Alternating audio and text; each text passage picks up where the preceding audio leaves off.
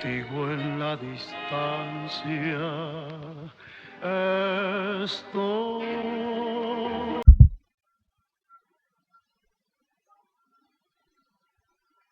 ¿Qué tal? Muy buenos días, tardes o noches, sea la hora en la cual nos estén visualizando cada uno de ustedes desde sus hogares. Les mando un fuerte saludo y espero se encuentren muy bien.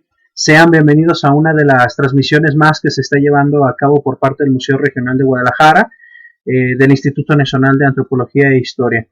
En esta ocasión, con respecto a lo que se está viviendo con esta situación de la pandemia, se han ido modificando muchas de las actividades, entre ellas la actividad de cursos de verano.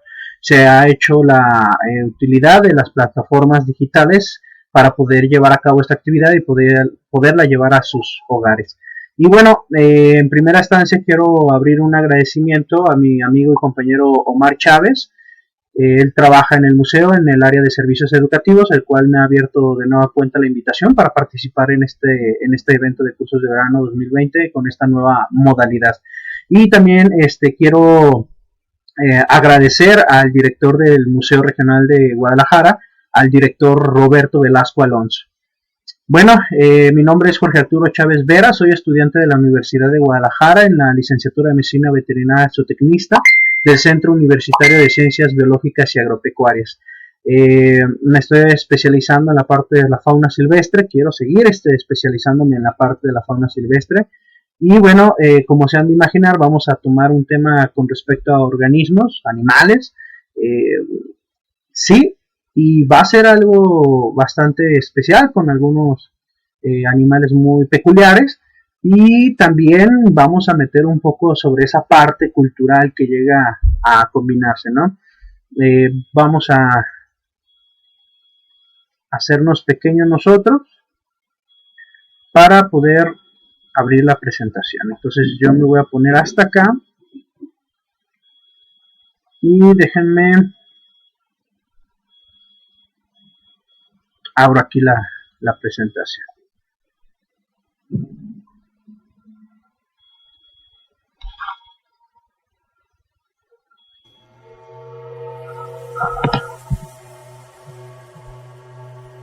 Bien, vamos a hablar de un tema bastante curioso a la vez. Vamos a hablar sobre moluscos y su relación en los cultos funerarios de Huichilapa. Vamos a ver un tema que es muy complejo en muchos aspectos. Es muy grande, es demasiado vasto.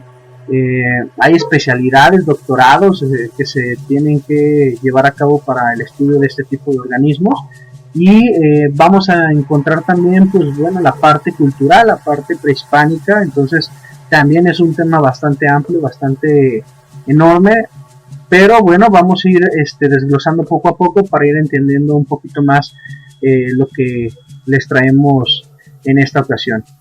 Vamos a dividir este tema sin duda alguna por la extensión que tiene en el tema. Por un lado vamos a ver y conocer un poco más sobre Huichilapa. Una vez que llegamos a tener estos subtemas conocidos, también por el lado del tema de los moluscos, conocer un poco su biología, sus estructuras, etcétera, pues bueno, vamos a combinarlas, ¿no? Vamos a llegar a esa parte para poder unirlas, y de esa manera nosotros poder empezar a relacionar la parte prehispánica y cómo era tan importante en estos organismos con ellos, ¿no? Para irnos adentrando y hacer un poco de empezar a ver esa parte de la relación de los organismos vivos. Pues sabemos bien que en las épocas prehispánicas, por las diferentes culturas que se encontraron en la parte occidental de Mesoamérica, pues fueron relacionadas con la parte de los recursos naturales, o incluso hasta con los diferentes individuos, ¿no? Como mamíferos, reptiles, aves, insectos, los cuales pues eran representados de diferentes maneras, diferentes formas, y con ello pues bueno, podemos encontrar un claro ejemplo, el rey jaguar, como era llamado en su momento Ekbala o Balam en la parte sureste de la República, en Quintana Roo con los mayas. Y bueno, en todos estos aspectos vamos a ir viendo también la parte de los moluscos, porque los moluscos pues bueno, también tienen una relación bastante importante e interesante. vamos a continuar. La ubicación de la zona arqueológica de Huichilapa se encuentra en la zona parte de Jalisco, Magdalena, Jalisco. Si partimos de Guadalajara hacia esa zona, vamos a poder nosotros, por ejemplo, encontrar, déjenme cierro aquí y podemos ver aquí lo que es este trayecto que es desde Guadalajara iniciando, si nosotros, para ubicarlo un poquito más, ¿no? Para hacerlo más notable en la parte del Google Maps. Si salimos de la parte centro de Guadalajara a rumbo a Magdalena, Jalisco, donde se encuentran estas zonas arqueológicas que se encontraron ya hace más de 25 años su hallazgo, pues bueno, vemos que pasamos por ciertos poblados en los cuales podemos encontrar, por ejemplo, Tequila, el volcán de Tequila. También podemos encontrar por ahí que pasamos, no tan cerca, pero sí, pasamos por el lado de una zona arqueológica bastante extensa que se pudo encontrar en esta parte occidental, que es la zona arqueológica de los Huachimontones en Teuchitlán. Y bueno, vamos a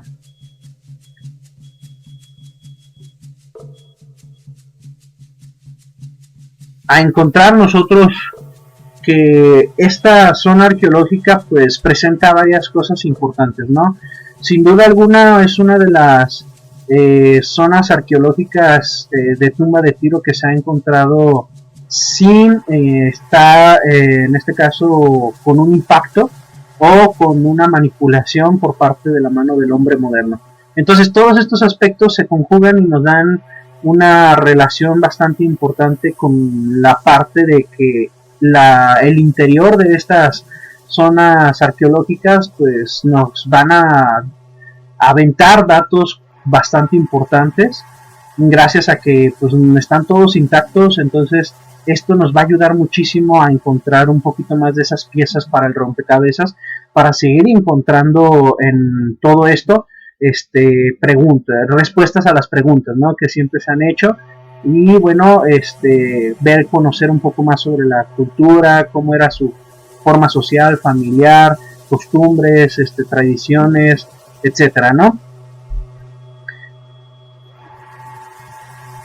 Por otro lado, vamos a encontrar la parte de las estructuras arquitectónicas que podemos visualizar en la parte superficial de toda esta zona geográfica de la zona arqueológica, y también en la parte interna subterránea de lo que viene siendo la tumba de Tiro.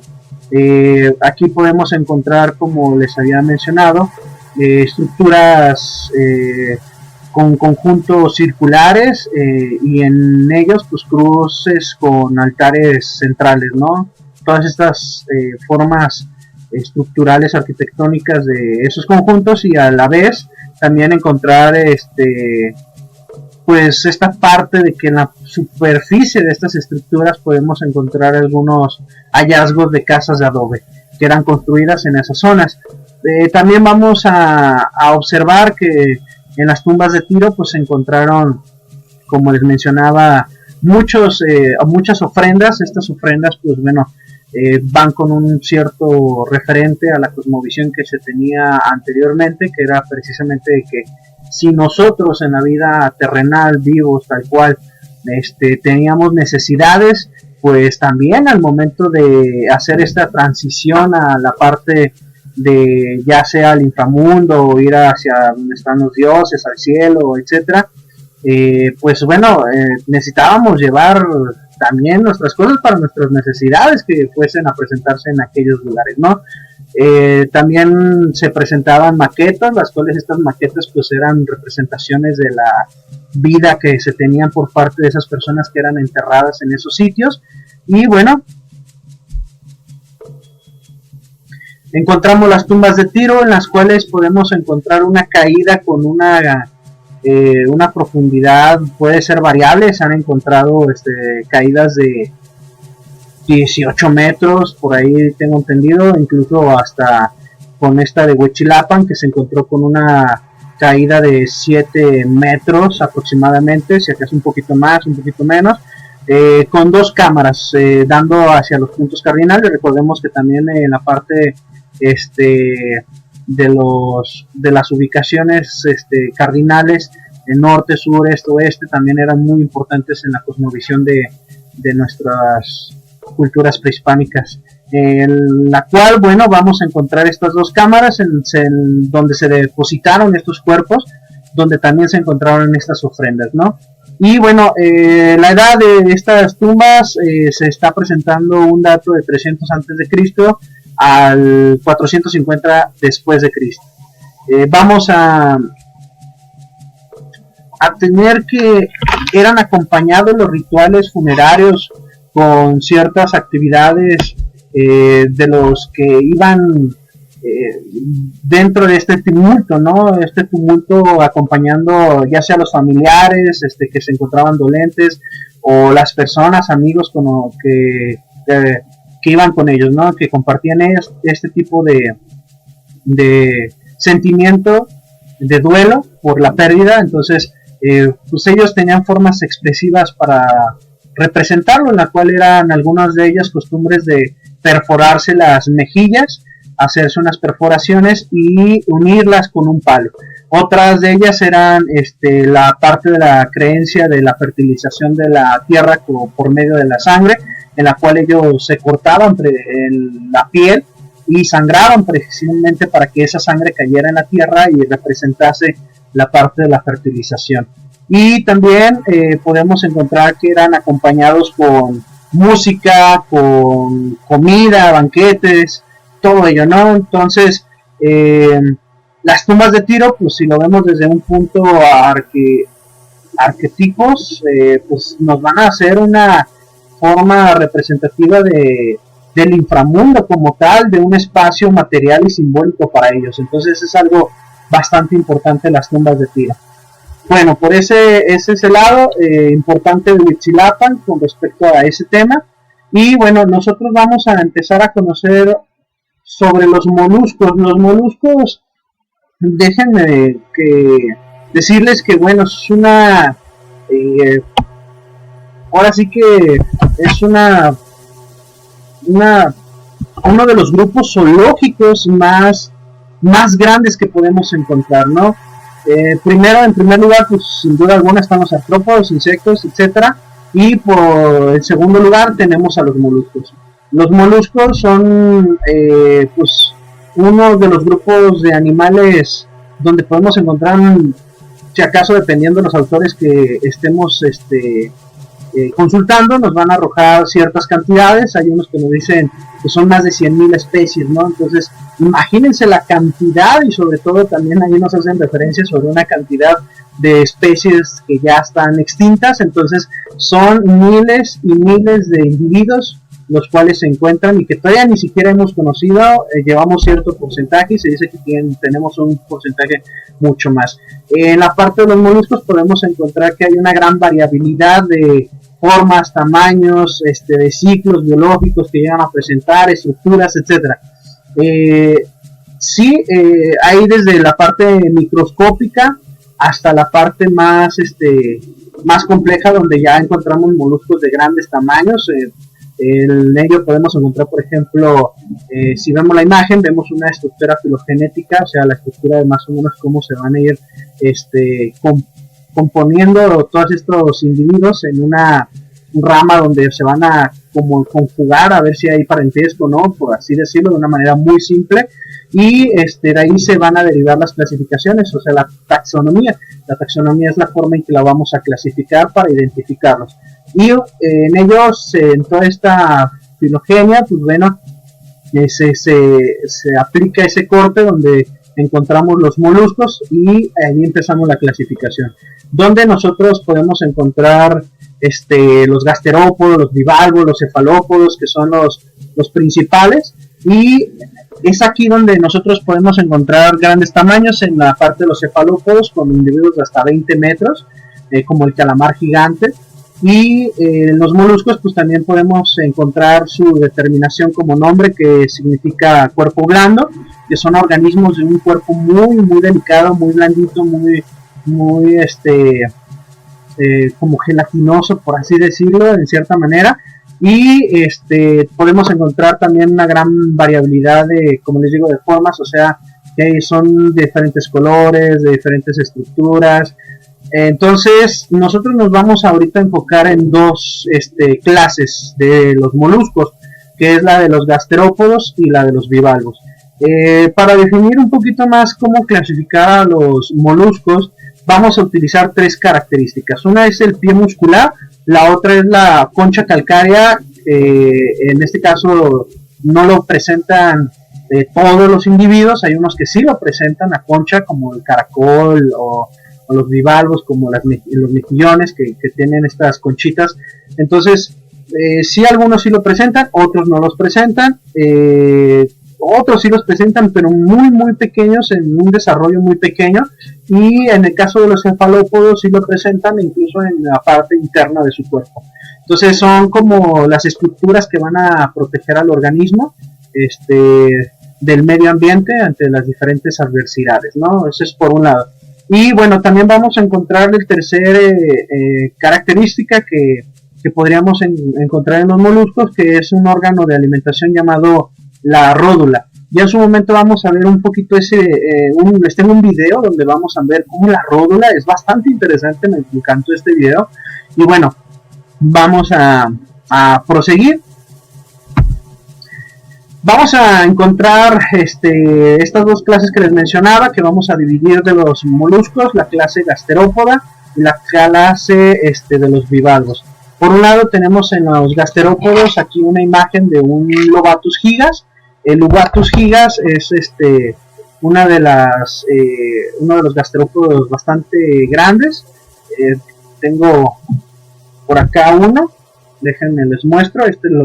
Lo compré ya hace bastante tiempo atrás, lo compré para herramienta de trabajo en mi área, en mis actividades laborales. Y bueno, aquí lo presento, es que tengo aquí. Y bueno, vamos en su momento a platicar un poquito sobre, déjenme algo grande para que lo vean, ¿sale?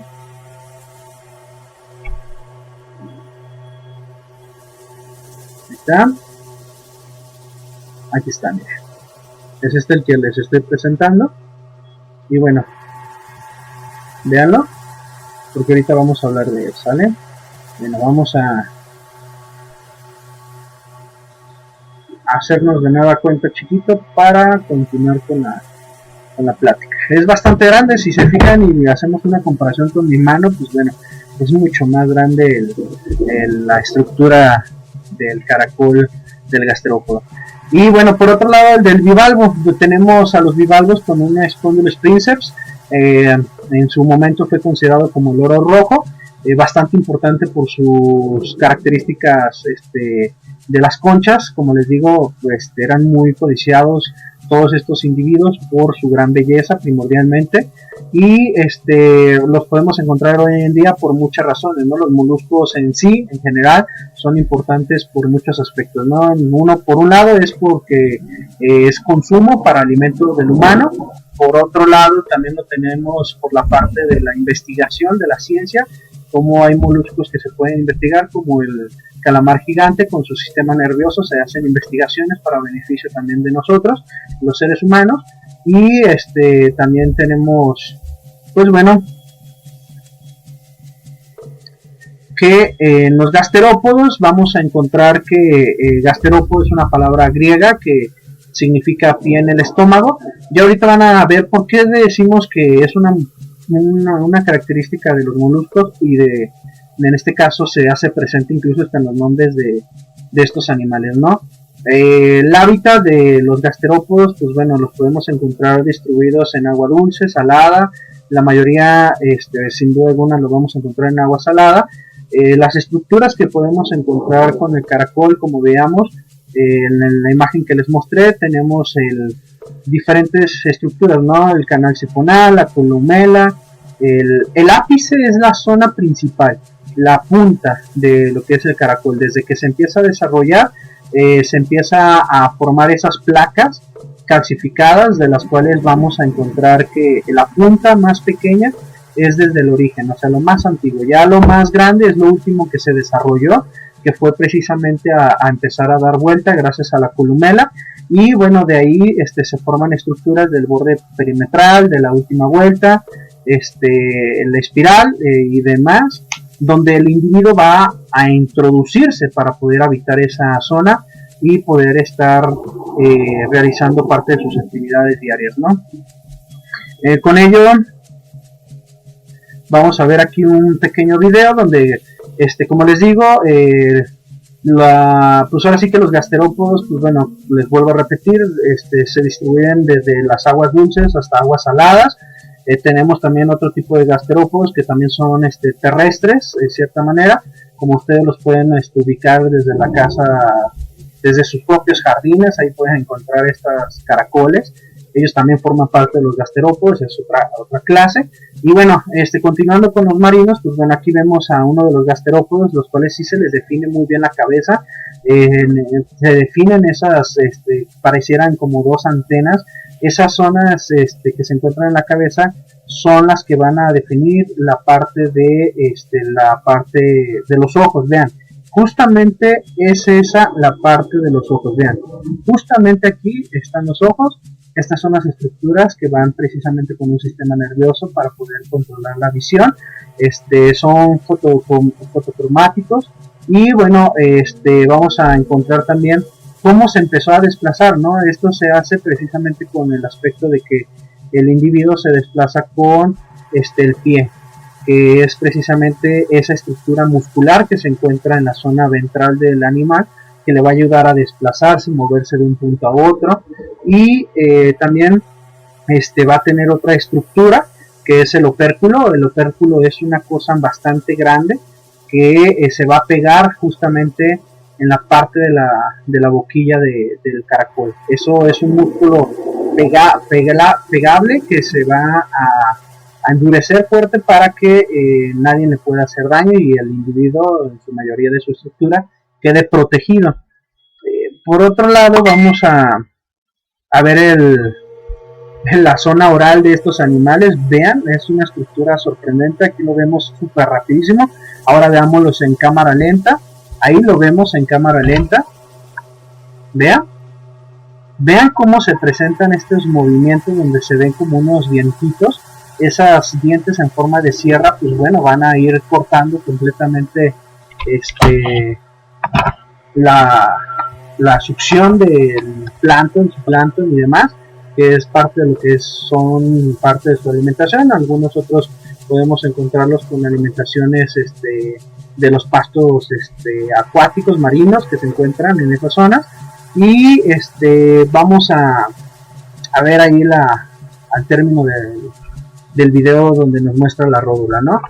Y bueno, pasemos ahora con los bivalvos. Aquí vemos cómo se encuentra parte del cuerpo de un bivalvo, que en este caso es un mejillón. Vemos ahí las estructuras. Ahí lo que vamos a ver muy, muy definido son estructuras como los músculos, ¿no? El músculo aductor posterior, el músculo retractor anterior. Vemos ahí la región pericardial donde se encuentra el corazón.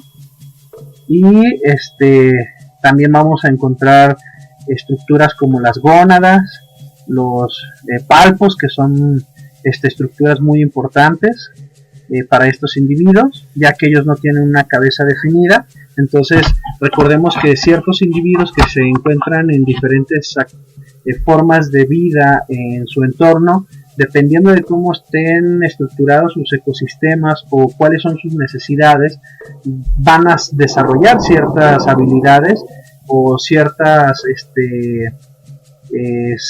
sentidos que les van a permitir desempeñar sus actividades alimenticias, de desplazamiento, de protección, que son las básicas, ¿no? Entonces es algo muy importante y ahorita vamos a hablar un poquito de eso. Mientras tanto, pues bueno, ya vemos un poco la estructuración de cómo es el mejillón, sí, un poco diferente a lo que son los gasterópodos.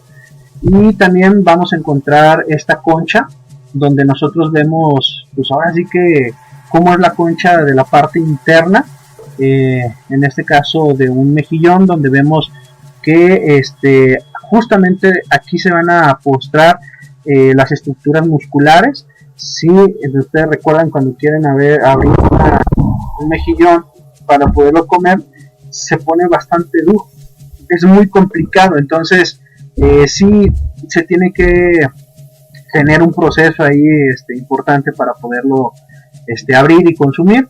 En el caso, esto es bastante importante dentro de la locomoción del individuo, pero también es importante para que el individuo pueda protegerse de sus predadores o del medio.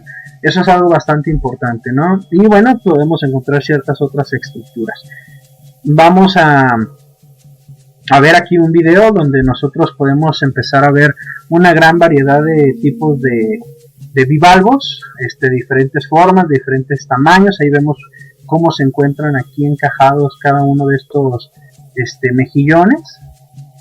Vemos ahí a uno de los mejillones. Son los bivalvos, se denominan de esta manera con la palabra dos placas, dos estructuras. Estamos hablando de bi, de dos, y valvos, pues, estas dos estructuras que se alcanzan a observar justamente. Y bueno, aquí ya podemos encontrar los filtros sifón de un sifón, donde ellos van a consumir por medio de un filtrado del agua. Ahí van diferentes tipos de microorganismos como el plancton, de lo cual sirve precisamente para su alimentación. Este tipo de bivalvo es uno de los más grandes que se pueden observar. Y bueno, estos ya tienen una respiración branquial. Los gasterópodos, como les digo, hay unos de tierra, hay unos acuáticos, entonces tienen esta parte de pulmones ya desarrollados. En el caso de los bivalvos, sí se llegan a presentar con estructuras branquiales para poder hacer la respiración. Las bocas son los palpos, vean, ahí se encuentran, ahorita vamos a ver esos como tipos dedos o tentáculos. Esos palpos son precisamente los que van a ayudar a adherir la comida y poderlas consumir. Y también los podemos encontrar en agua dulce, en agua salada. Se ubican también en las profundidades en este caso las llamadas zonas abisales, hasta ciertas profundidades. Y la diversidad de formas que se presentan en las conchillas son variables, ¿no? Vean ahí la parte del desplazamiento, como estas estructuras musculares que les había mencionado, pues bueno, hacen que este animal pueda precisamente desplazarse sin ningún problema. Y bueno, también presentan una estructura de pie.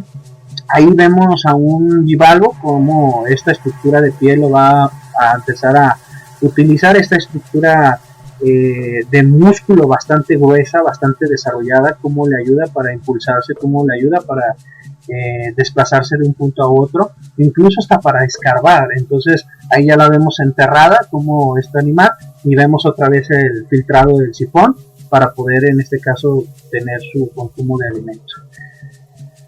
Bien, nosotros podemos encontrar en este tipo de animales, pues igual que en los gasterópodos marinos o acuáticos de agua dulce, vamos a encontrar que presentan sangre, sí, pero no es una sangre como la de los mamíferos o como cualquier otro organismo, sino se va a referenciar mucho a lo de los invertebrados como tal, como ellos pertenecen a esa línea, que es la hemolinfa. La hemolinfa pues es el líquido muy similar a la sangre, la cual pues va a llevar en su paso de todo el cuerpo del individuo, o sea el transporte, va a llevar proteínas, va a llevar oxígeno, y vamos a encontrar también que estos animales se van a llevar por sentidos, como les habíamos mencionado, como los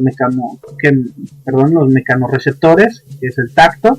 También vamos a encontrar los quimiorreceptores, que es parte de los gustos, que es donde ellos van a poder, por medio de la zona oral, van a poder detectar ciertos químicos que están ahí suspendidos en los cuerpos de agua, que van a poder tomar, se los llevan a una parte sensorial del sistema nervioso, el cual les va a ayudar a detectar si es proveniente de un posible alimento. También podemos encontrar los estapocitos, que es muy importante en ellos, que son los georreceptores, que les van a ayudar a equilibrarse, a sentir si están en la parte del lado ventral, del lado dorsal, etcétera. Entonces es algo bastante importante también. Y bueno, vamos se me olvidaba algo en la parte de los gasterópodos. Como veamos en la estructura del caracol de los gasterópodos, sí es un poquito complicado de cómo el organismo va a introducirse dentro del caracol, por ver cómo es esa estructura tan grande, ¿no? De la forma del individuo. Entonces ellos sufren una torsión completa de su cuerpo, de la parte intestinal, haciendo una torsión de 180 grados. Entonces imagínense cómo sería si nosotros giráramos hacia el lado izquierdo, derecho, y giráramos y hiciéramos esto, y nos metiéramos a una estructura como lo es el caracol, ¿no? Entonces es bastante interesante cómo se ha sufrido esta adaptación para poder sobrevivir dentro de su medio. Bueno, ya teniendo en cuenta todo esto, vamos entonces a definir que la parte de los bivalvos y los gasterópodos en sus grandes diversidades de formas, estructuras, colores y demás, para los prehispánicos pues eran bastante importantes, ya que ellos los utilizaban para hacer diferentes tipos de confecciones con ellos. Ya los tomaban, sin duda alguna también eran parte del consumo para ellos, pero también su estructura era lo más importante. ¿Por qué? Porque con ello podían tener ahora sí que un desarrollo en la parte de construcción pues estamos hablando de crear collares, pectorales, brazaletes, tobilleras, narigueras, orejeras, pendientes, etcétera. Así como nosotros vemos en las imágenes, pues podemos encontrar también instrumentos que eran realizados para oficiar las ceremonias, en la parte de los ritos funerarios, llevar a cabo estos ritos. Entonces es bastante importante. También vamos a encontrar que esto nos servía, o les servía mejor dicho a ellos, para también designar los diferentes niveles jerárquicos, ¿no? Se confeccionaban los mejores pectorales o collares y demás. Para la parte de los emperadores también se confeccionaban por ahí estructuras como narigueras, tobilleras, orejeras, pendientes y demás, para la orden sacerdotal o para la orden de los guerreros. Y también podemos encontrar ya los caracoles de gran tamaño, como el que les mostré que tengo yo, con ciertas técnicas ahí interesantes de pintura. Plasmaban estas figuras en las estructuras de los caracoles, de diferentes dioses, o incluso hasta se dibujaban ahí situaciones de la vida cotidiana, ¿no? Entonces todo esto tenía una relación con llevarlo hacia los dioses, que los dioses formasen parte del instrumento material y que se representara de esa manera para que uno lo llevara consigo. Entonces es bastante interesante cómo era esta parte de la cosmovisión, porque entonces encontramos que eran de gran estima, debido a que provenían del agua vital, ¿no? Entonces si nos ponemos a ver todo ello, pues imagínense, ¿no? Si el agua es prácticamente lo esencial para la vida. Entonces ellos lo tenían muy bien planteado, y sabían cómo ellos representaban dentro de su cosmovisión esta parte del agua. Entonces era para ellos lo más importante. Entonces el que les proporcionara alimento y les proporcionara este tipo de estructuras para confeccionar estas prendas que les mencionaba, o estos artículos o estos instrumentos, pues era algo maravilloso para ellos, y lo representaban y lo dejaban por escrito, ¿no? Por así decirlo, de una manera en la cual ellos agradecían y lo sabían hacer a su manera. Entonces tenían esta asociación con estos objetos y con esta parte de la cosmovisión. También por otro lado podríamos mencionar que simbolizaron el mundo acuático como la fertilidad, la regeneración de la vida dentro de. También por otro lado mencionaban que el agua pues provenía de el inframundo, entonces que pues era algo bastante interesante por la fertilidad, por su relación con el agua, y porque como les digo, pues bueno, entonces con la divinidad de los seres acuáticos y de la tierra, entonces todo esto tenía bastantes cosas interesantes, ¿no? Y bueno, la concha en sí de los gasterópodos o de los bivalvos pues fue representada en la arquitectura, en la escultura, en la cerámica, en la pintura, en los códices prehispánicos incluso, de una manera en la cual podemos encontrar muchísima información y demás. Podríamos seguir, podríamos detallar más cosas. Traté de bajar toda esta información lo más posible por el tiempo, incluso hasta nos pasamos un poquito más del tiempo que se tenía previsto. Como les digo, es un mundo completo de todos estos seres vivos, y más si todavía lo combinamos con la parte prehispánica. Entonces es algo muy mágico, muy bonito, muy interesante.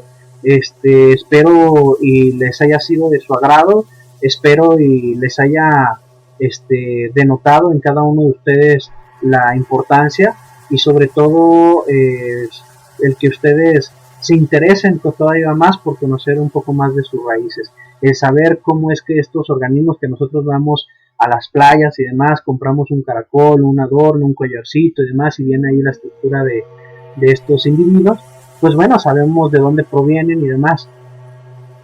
Y por otro lado, recuerden respetar la naturaleza, recuerden cuidarla, protegerla, porque ellos son los ingenieros, los arquitectos y la industria de la vida. Entonces, sin ellos, que son esos trabajadores de todo esto, nosotros no podremos continuar. Entonces, sí es muy importante que haya un equilibrio, así como los prehispánicos lo veían en el equilibrio de la vida o la muerte, incluso hasta en esos grados donde ponían los caracoles dentro de los ritos funerarios, donde los acompañaban.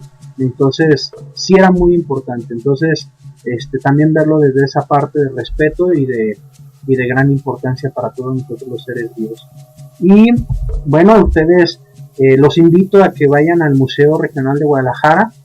Ahí se tiene la exposición de cómo se encontraron los restos de una de las cámaras de la tumba de Tiro encontrada en Huitzilapa. Pues ahorita por la pandemia se encuentra cerrado, pero esténse muy atentos en las diferentes páginas de internet, de medios de comunicación de internet como Facebook, Twitter o la radio de la INA, en la INA Mediateca. Los invito a que estén muy atentos para ver la información, y no nada más eso, sino también que ustedes ahorita que están mucho tiempo en casa y que antes de empezar el ciclo escolar, pues bueno, ustedes puedan interesarse, meterse y conocer un poco más sobre la parte cultural y la relación que hay entre la naturaleza de los seres vivos y los recursos naturales con la época prehispánica. Entonces me despido, muchísimas gracias, les agradezco a todos y me despido de la siguiente manera.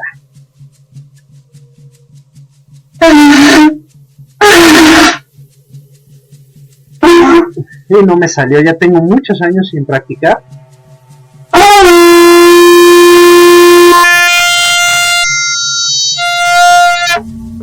Y bueno, ahí está, ¿no? Muchísimas gracias y nos vemos pronto. Que tengan muy buen día.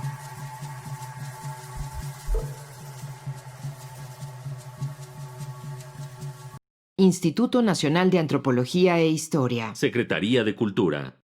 Gobierno de México.